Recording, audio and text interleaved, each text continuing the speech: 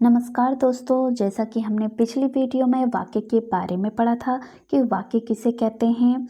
दो या दो से अधिक शब्दों के सार्थक समूह को जो एक निश्चित अर्थ प्रदान करते हैं उन्हें वाक्य कहते हैं।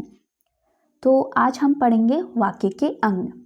वाक्य के दो अंग होते हैं, एक होता है उद्देश्य, दूसरा होता है विधेय। उद्देश्य वाक्य में जिसके बारे में कुछ कहा जाता है उसे उद्देश्य कहते हैं। दोस्तों, हम समझ सकते हैं उद्देश्य को हम इंग्लिश में सब्जेक्ट कहते हैं। फॉर एग्जाम्पल, राहुल होशियार विद्यार्थी है। अभय परीक्षा हाल में बैठा है। उपयुक्त वाक्यों में राहुल और अभय उद्देश्य हैं, यानी कि ये दोनों क्या है, सब्जेक्ट हैं। और दूसरा विधेय। विधेय उद्देश्य के बारे में जो कुछ कहा जाए उसे विधेय कहते हैं। जैसे चंडीगढ़ एक व्यवस्थित शहर है, राम ने रावण को मारा। उपयुक्त वाक्यों में एक व्यवस्थित शहर है और रावण को मारा, ये दोनों ही क्या है, विधेय हैं। विधेय यानी कि सब्जेक्ट के बारे में कुछ कहा जाए। अन्विति। अन्विति के अंतर्गत लिंग, वचन, पुरुष और काल के अनुसार शब्दों में परस्पर संबंध स्थापित किया जाता है। यह संबंध कर्ता और क्रिया, कर्म और क्रिया, संज्ञा और सर्वनाम तथा विशेषण और विशेष्य में होता है। दोस्तों, संज्ञा, सर्वनाम, विशेषण और विशेष्य क्या होते हैं, ये हम आगे के टॉपिक में पढ़ेंगे। आगे हम पढ़ते हैं कि हिंदी भाषा का प्रादुर्भाव 1000 ईस्वी के आसपास माना जाता है। भाषा परिवार के आधार पर देखा जाए तो हिंदी भारोपीय भाषा परिवार की भाषा है। दोस्तों, ये महत्वपूर्ण लाइन है, इसे आप अपनी नोटबुक में जरूर नोट कीजिएगा। दोस्तों, ये बहुत ही इम्पोर्टेंट लाइन है, आप लोग नोट कर लीजिएगा।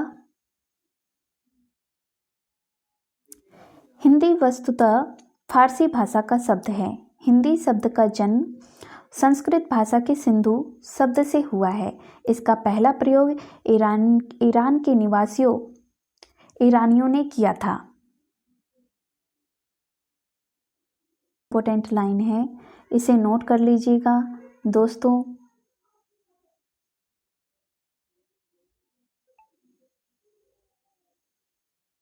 आगे पढ़ते हैं। हिंदी भाषा की मूल उत्पत्ति अपभ्रंश मानी जाती है। अपभ्रंश को हिंदी की जननी कहते हैं, जबकि संस्कृत भारत की सबसे प्राचीन भाषा है, जिसे आर्य भाषा, आदि जननी या देवभाषा, देवपाड़ी कहते हैं। दोस्तों, आपने पहले हिस्ट्री में पढ़ा होगा कि आर्यों की क्या थी, आर्यों की भाषा क्या थी, संस्कृत थी। ध्यान दें, अपभ्रंश में केवल 8 स्वर थे, छोटा आ, बड़ा आ, छोटी ई, बड़ी ई, छोटा ऊ, बड़ा ऊ, ए, ओ।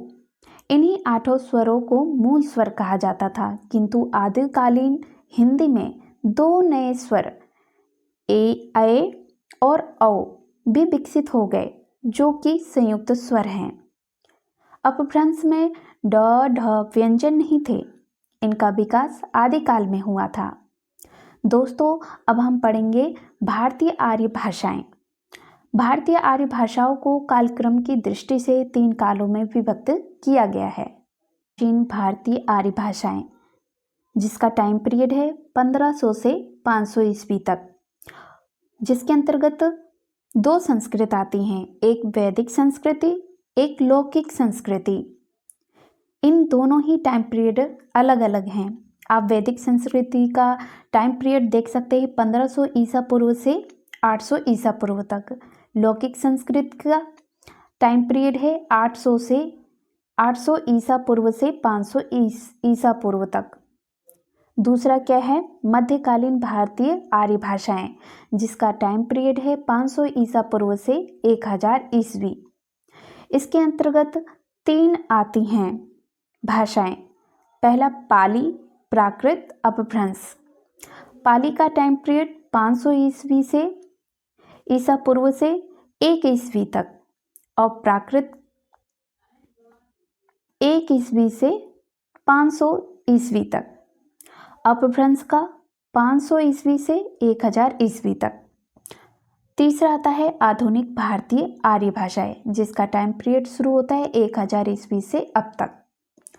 आधुनिक भारतीय आर्य भाषाएं अपभ्रंश के विभिन्न रूपों जैसे कि सौर सैनी, मगधी, अर्धमागधी, प्राचर, महाराष्ट्री व पेशाची से विकसित हुई हैं, जिन्हें आगे हम विस्तार से समझाएंगे। हिंदी का विकास क्रम कि कौन सी भाषा सबसे पहले आई थी, हिंदी का कैसे विकास हुआ था। पहली भाषा है संस्कृत, पाली, फिर प्राकृत, फिर अपभ्रंश, फिर हिंदी आई। दोस्तों आप इसे नोट कर लीजिएगा अपनी नोटबुक में। आगे पढ़ते हैं। अपभ्रंश और हिंदी के बीच की कड़ी के रूप में भाषा का एक और रूप प्राप्त होता है, जिसे कुछ विद्वान अवहट्ट नाम देते हैं, तो कुछ विद्वान इसे अपभ्रंश मानते हैं। अवहट्ट नाम का स्पष्ट रूप से उल्लेख विद्यापति की कीर्तिलता में मिलता है। दोस्तों हम आगे पढ़ते हैं। आप देख सकते हैं ये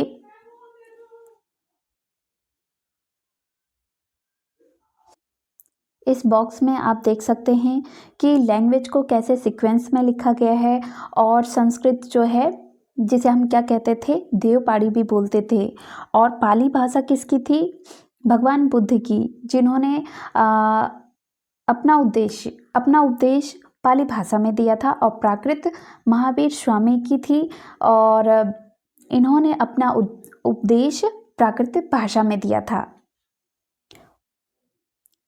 आकृत मूलक आकृति या रूप के आधार पर हिंदी वियोगात्मक या श्लिष्ट भाषा है, जबकि संस्कृत संयोगात्मक एवं अंग्रेजी वियोगात्मक भाषा है। दोस्तों इसे नोट कर लीजिएगा।